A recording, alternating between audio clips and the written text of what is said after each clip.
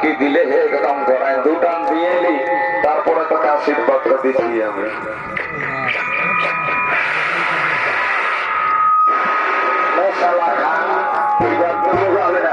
দাদা হে বলুন, কথা বলুন। কুমার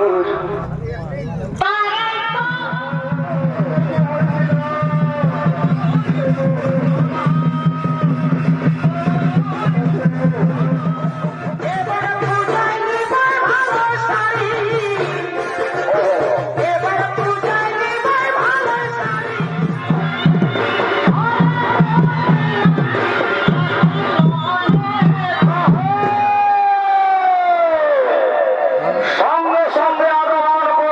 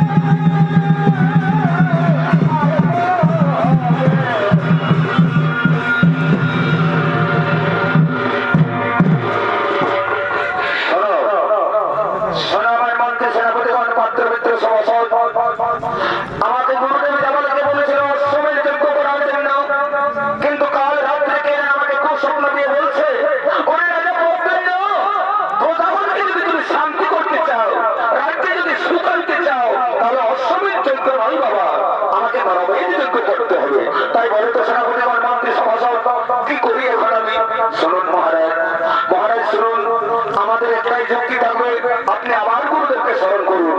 গুরু বিনা কিছু জানা যাবে না, তাই গুরুর পরামর্শই আপনাকে নিতে হবে। ঠিক বলেছ, ঠিক বলেছ মন্ত্রী সেনাপতি দল। এই মুহূর্তে আমি আমার গুরুদেবকে স্মরণ করবো। কোথায় গুরুদেবের জামালিকা?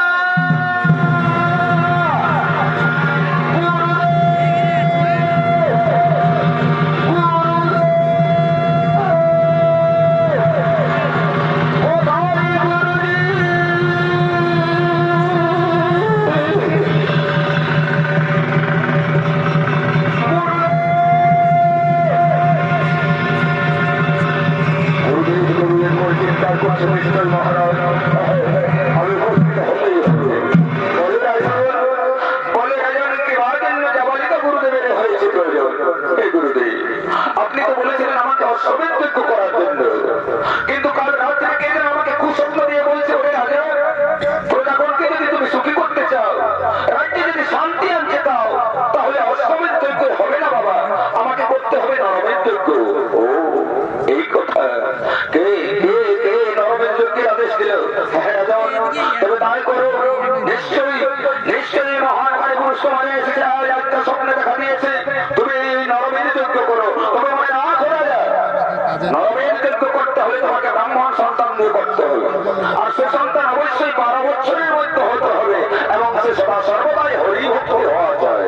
ঠিক আছে, ঠিক আছে গুরুদেব, আমি তাই করব, আমি তাই করব। শুনলে শুনলে মন্ত্রী সেনাপতি পাত্র মিত্র সভাসদ করতে রাজ্য সকলেই শুনলে, যাও গ্রামে গঞ্জে খুব বার্তা পাঠিয়ে দাও, বাধ্য করে সাহায্যে আমি সেনা ওই 12 বছরের ব্রাহ্মণ সন্তান পাই, আর যদি সে হরিভক্ত হয় তাকে নাম স্মরণ করবো আমি 100 কোটি স্বর্ণ মুদ্রা আর 100 দুগ্ধবতী গাভী। ঠিক আছে মহারাজ, এক্ষণে আমরা বাধ্য করতে দিয়ে সে বার্তা পাঠিয়ে দিচ্ছি গ্রামে গঞ্জে। চলো চলো, তারপর বিলম্বে কাজ নেই, চলো এখন গ্রামের দিকে।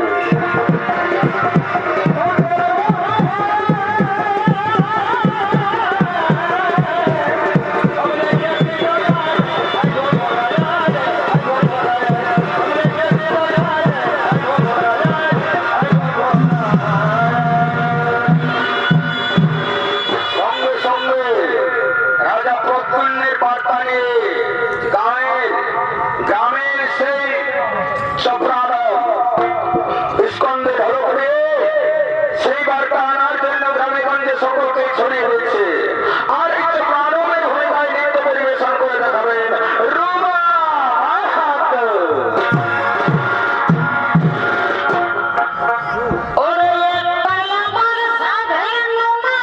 কি হইল কি হইল? মাসেই ছিল, আমি তো পড়বে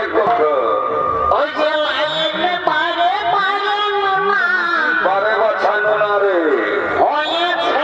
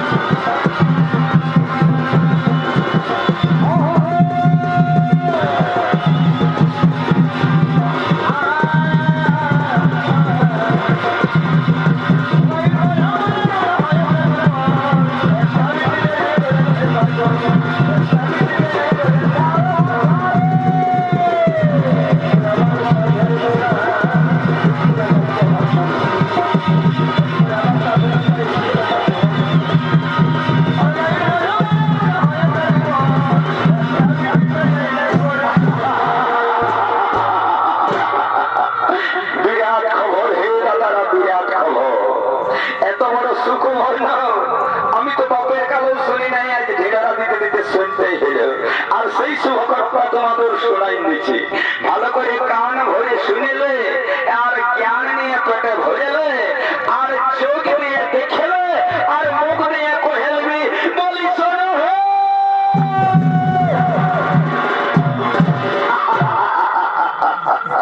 রাজা প্রদ্যুম্ন যুদ্ধ করছে, মহারণ্য যজ্ঞ, নরমেধ যজ্ঞ। কারো ঘরে যদি ব্রাহ্মণ সন্তান আছে বাবা 12 বছরে, তাহলে জানো রাজাকে বিক্রি করে অবশ্যই দিতে হবে। তবে রাজা যে পুরস্কারটা দিবে বসে খালো ফুরাবে নাই, দিবে কি জানো?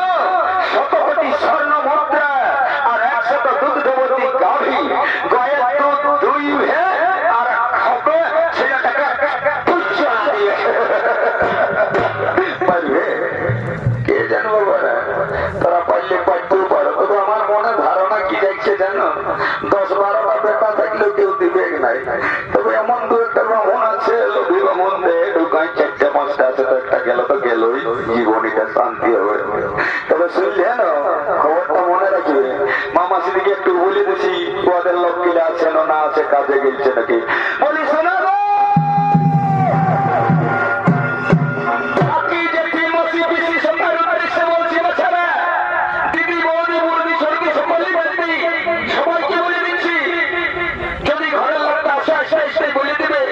আমাদের মহারাজ প্রদ্যুম্ন নরমেধ যুদ্ধ করেছে। যদি 12 বছরের ছেলে থাকে বাবা, তো খবরটা অবশ্যই দিবে। রাজায় দিবে তাকে 100 কোটি স্বর্ণ মুদ্রা আর 100 দুগ্ধবতী গাভী, দুই ভেদ আর খাবে ছেলেটাকে পুচ্ছা। দেখবে চেষ্টা করে, দেখবে ঘরের লোকটাকে বলিয়ে দেখবে গো বাচ্চারা। ওইটুকু সন্ধান দিতে গেলে তোদেরও কিছু নাই কিছু হবে কে জানো না, জানো না। ঘুগিয়ে মাছ লাগিয়ে দেখবে শিয়ালাটাই দু একটা ফাঁসিয়ে থাকে, তো সেরকম তোরা শিয়ালাটা হবে রে বাবা, ঘুগিয়ে তো গোটায় ঢুকে কিছু না কিছু পাবি। সে খবরটা দিয়ে দেবে। হ্যাঁ, আর আমি বেশি দেরি করবো না। শোনো, তোমাদের এত কাজ করতে আসে শিবসেবা, যদি আছে তো একটু নেশা ভান করাবে। বুকে বুকে বুকে বুকে এত বড় কাটা ঘুরে ঘুরে ঘুরে ঘুরে থকে গেলে একটা বিড়ি টিড়ি পালে দিবে আছে তো দেহ বাচ্চারা। দেখতেছে দুটা বাবা আছে, একটা বুড়া বাবা আর একটা ডম বাবা। তো তোদেরই তো বাবা হয়ে এসেছি আর তোদেরই তো কাজ করছি। এই কাজটা না করলে তোরা জানতে পারতিস নাই। এত বড় খবরটা আমি তোদেরকে দিয়েছি, তোদের একটা বিড়ি খাওয়াবি না। দেহ বাচ্চারা দে, বুকে বুকে মুখটা তিতলাই গেছে। এই বাবা, এরা সবাই সাধু নাম নিয়েছে নকিলি বাচ্চারা। ভালো বটে, ভালো বটে, খুব নেশা ভাঙ করে না বাবা, কিডনি এ দাগ লাগবে। কই গো মামাসিরা, তোমরা পাইবে না একটু গুতাগুতি গুতাগুতি আছে তো দেহ বাচ্চারা। খুঁটে কাটে খই নিয়ে গিয়ে বাবা মুখটা চেকাই গেল। এ বাবা, কেউ রাসাই কাটছে না রে বাচ্চা। আবার গুজুর গুজুর গুজুর গুজুর করে হাসছে, হাসি লইল। যাক বাবা, যেমনি তোদের লোক গিলা জুটেছে সেরকম তোরাও তো জুটবি। যেমনি তোমাদের লোক গিলা চিপসা, সেমনি তোমরা হয়েছে চিপসি। দেখি আমাদের ঘরে একটু নেশাটা মেটাতেই হবে। কই হে আছে দিবে। বাবা বাবা বাবা, চমৎকার চমৎকার। মেঘনা চাইতে জল এইরকম না হলে আর মানুষ। আমাদের ঘরের লোকটা খুবই ভালো। কি দিলে হে একদম গড়ায় দুটান দিয়ে এলি, তারপরে তোকে আশীর্বাদ দিচ্ছি আমি।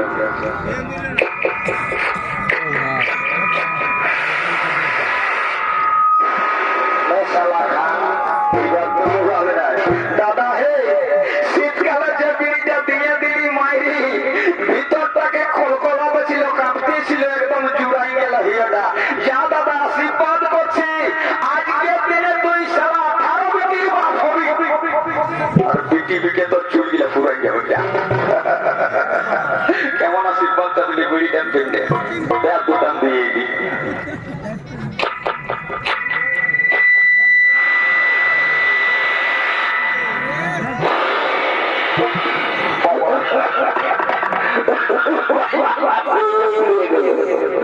আশীর্বাদ দিতে এর পাশে আমার বাড়ি গেল।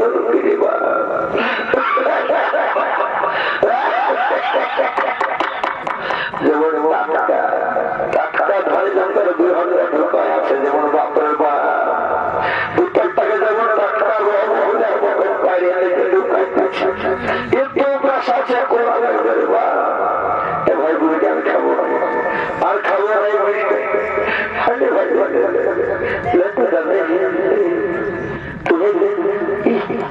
কত বাবা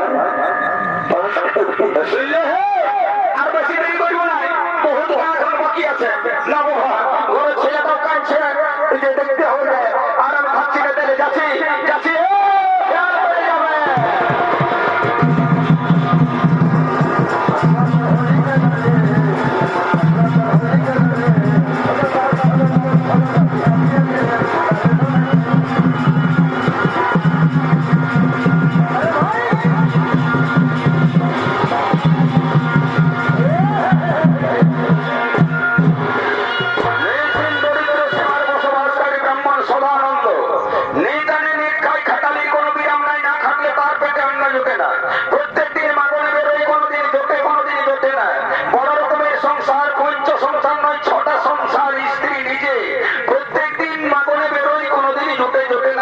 অবস্থায় মাগনের উদ্দেশ্যে বেরিয়েছে সদানন্দ ব্রাহ্মণ।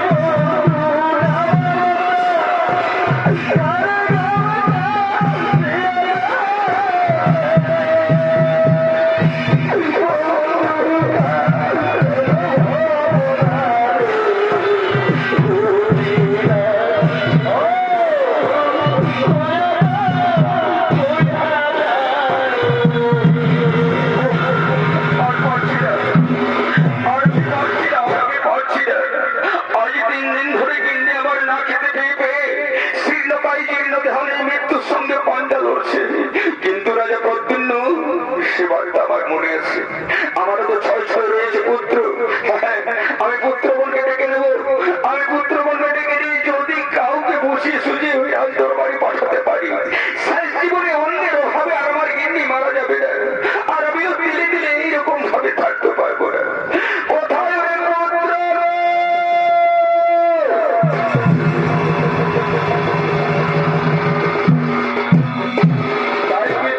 পালন করার জন্য সদানন্দ ব্রাহ্মণের পঞ্চম সন্তান আগমন করেছে সদানন্দের কুটিরের দিকে।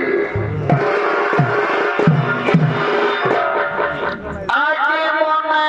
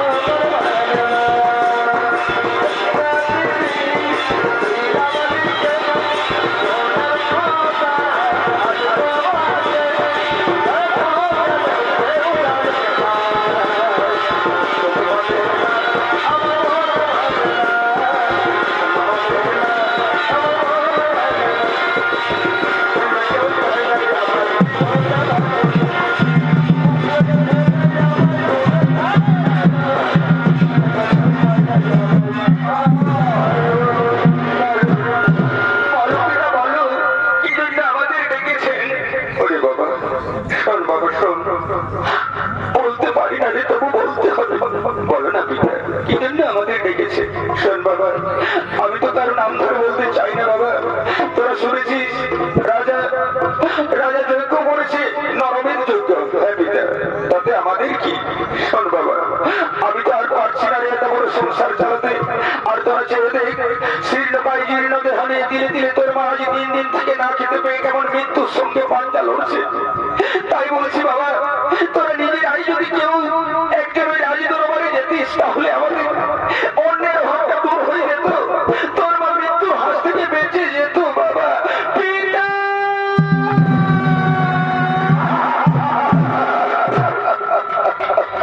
বাবা, বাবা আজ তুমি এই কথা বলতে পারলে বাবা? তুমি আমাদেরকে বিক্রি করে দিয়ে তুমি পেট পালন করবে, এই তোমারই কথা বলছি বাবা। তোমাকে বাবা বলতে আমাদের খিয়া করছে না বাবা। তোরা আমার কথাটা বুঝে না বাবা, না আর তোমার কথা আমরা শুনতে চাই না বাবা। দেখ দেখ ভাই, দেখ রে, তোরা নিজেই বিচার করে দেখ।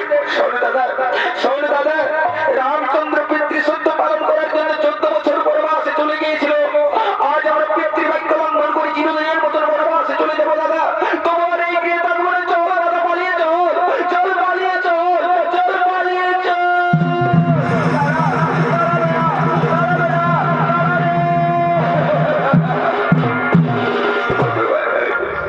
ওরে নিষ্ঠুর দেবতা, জাতির শ্রেষ্ঠ বর্ণের শ্রেষ্ঠ করলে ঠাকুর, কেন এত দারিদ্রতার মধ্যে আমাকে রাখলে? আর আমি পারি না। কিন্তু আমার আজ 3 দিন অনাহারে অনিদ্রায় ধীরে ধীরে শুকিয়ে শুকিয়ে পড়বে। আর আমি তার স্বামী হয়ে চোখের সামনে আমি পারব না।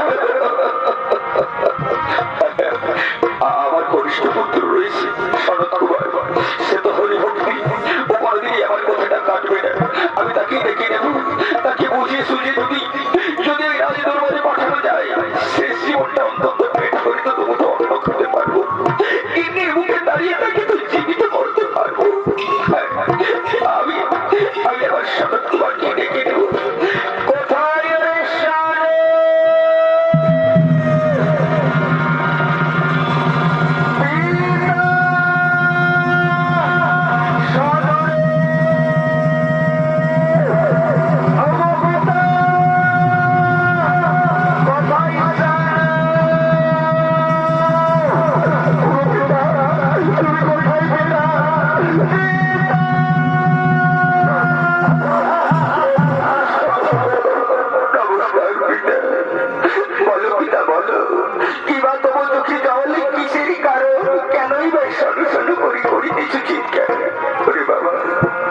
আমি বলতে পারি না রে, মুখে আসছে না, তবু আমাকে বলতে হবে না পিতা। না আপনি না বললে আমি জানবো কি করে পিতা?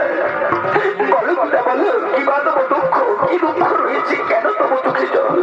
তবু চোখে এই পুত্র থাকিতে কেন দেখি বসে জল? ওরে বাবা, ওরে বাবা, শোনো শোন বাবা, তুই আমার একটা কথা রাখ বাবা। বাবা গুরু অমন করে কেন বলছো বাবা? আমি তো গুরু গৃহে যাওয়ার ওই বুঝেছি বাবা। আমি জানি বাবা, আমি জানি পিতা সত্য, পিতা ধর্ম পীত পরমান্তপ প্রীতিমা ব্রহ্মে প্রিয়ন্তে সর্বদেবতায় নমো নমো। মাতা পিতার কর্ম পালন করাই তো পুত্রের ধর্ম বাবা। বলো বাবা, বলো। শোনো বাবা, বলি শোনো, আমি জানি বাবা তুই আমার কথা রাখবি। শোন বাবা, তবে শোন, বলো পিতা, বলো বলো, নির্ভয়ে বলো, তোমার পুত্রের কাছে মনের কথা বলে তাতে ভয়ের কারণ কেন পিতা? শোন বাবা, শোনো, রাজা প্রত্যন্ন করেছি নরমের যজ্ঞ।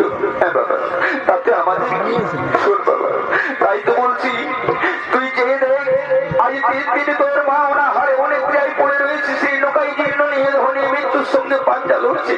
তাই বলছি বাবা, তুই যদি যাচ্ছিস, ঠিকই বলেছ পিতা, মা দাদারা না খেতে পেয়ে আর তুই এই বয়সে কেন এইরকম ভাবে কাজ করবি? আমি যাবো পিতা, আমি যাবো।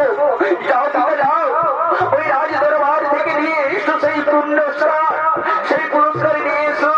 যাবার আগে আমি গর্ভধারিণী মায়ের সঙ্গে দেখা করে যাই বাবা, আমি গর্ভধারিণী মায়ের সঙ্গে দেখা করে যাই।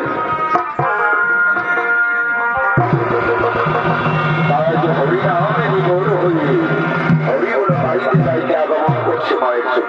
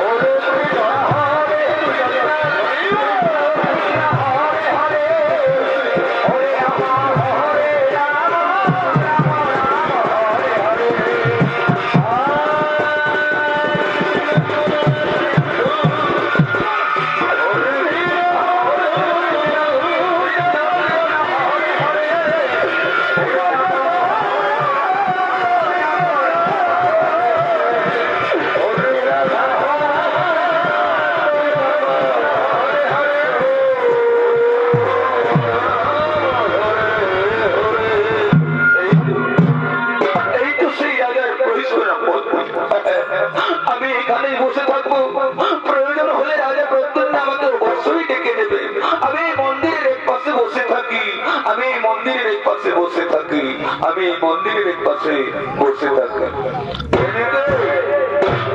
এদিকে রাজ্যের রাজকুমারী হেমপ্রভা প্রতিদিন মাতৃকার্য পালন করার জন্য মা বলেছে বৈষ্ণব মন্দিরকে ধ্বংস করলে ওই ভব যন্ত্রণা ভোগ করতে হবে না, তাই সহসঙ্গীকে সঙ্গে করে আগমন করছে বৈষ্ণব মন্দিরের দিকে।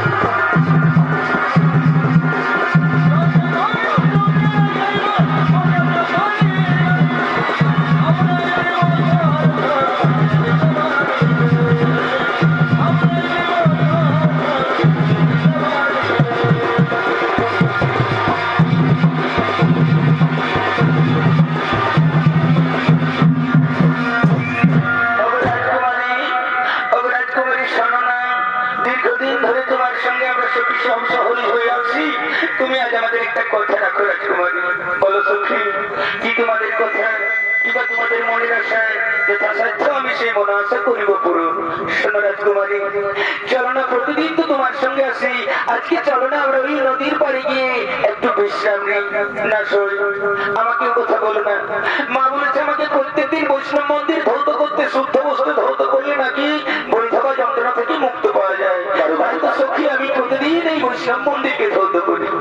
সখী, ঠিকই করো, তুমি মাতৃবাক্য পালন করো, কিন্তু একদিনের মতন আমাদের কথা রাখো। না, আমি বললাম না তোমরা যেমন দাসী রূপে রয়েছো সেমনি দাসী রূপে থাকবে। তোমরা যাও। দেখো সখী, আমি বললাম না রাজকুমারী কোনদিন আমাদের কথা রাখবে না, রাখবে না বলেই রাখবে না। তোমরা এখান থেকে যাবে কি যাবে না? যাচ্ছি বাবা, যাচ্ছি। চল সই, চল পালিয়ে চল, চল চল পালিয়ে চল, পালিয়ে চল।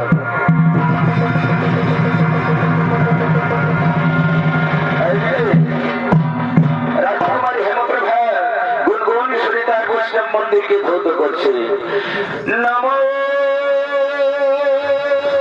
ব্রহ্মণ্য দেবায় গো ব্রহ্মণ্য হিতায় জগদ্ধিতায় কৃষ্ণায় গোবিন্দায় নমো নমো পাপ কর্মহং পাপত্ম পাপ সম্ভবত হিমাল পুণ্ডরী যজ্ঞ সর্ব পাপ হর হরি কৃষ্ণায় বাসুদেবায় দৈবকী নন্দনায় চ প্রণত ক্লেশনাশায় গোবিন্দায় নমো নমো বাসুদেব সুতং বংশচরুর্মর্দনম দৈবকী পরম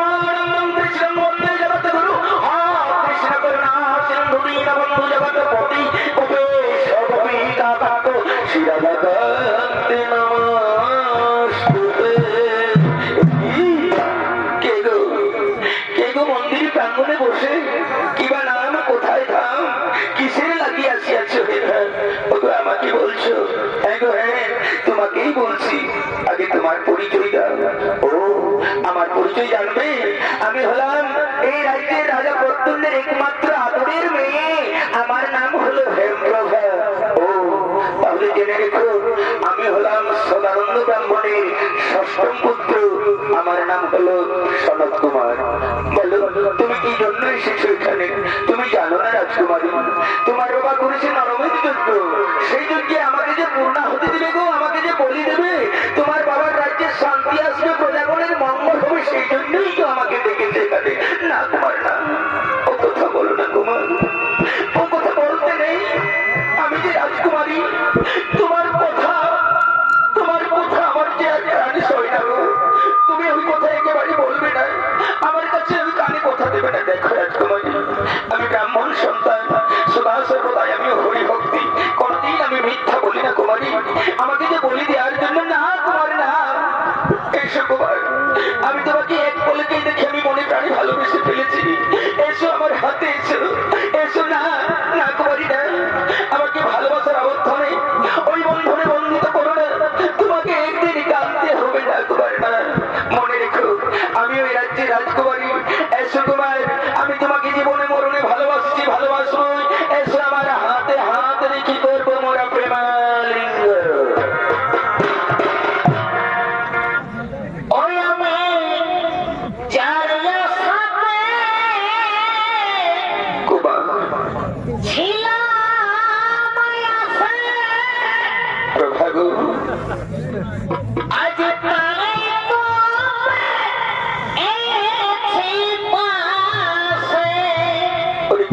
এমনি করে জড়িয়ে ধরে রাখিস আমারই চিরকাল। বলো প্রভা বলো। কুমার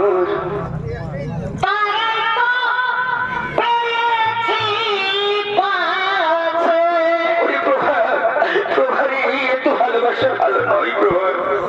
ও তোমায় করবো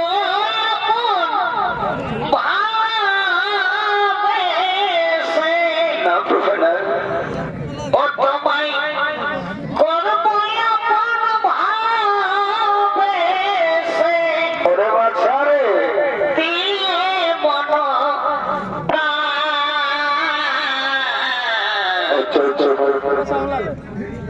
এ মনের মাঝে কাছে এসো, কাছে এসো, দূরে নেই, আমার বুকে এসো। লেখা আছে তোমারই নাম, আমার মনের মাঝে। প্রেম খেলায় উন্মত্ত হয়ে উঠলেন ব্রাহ্মণ।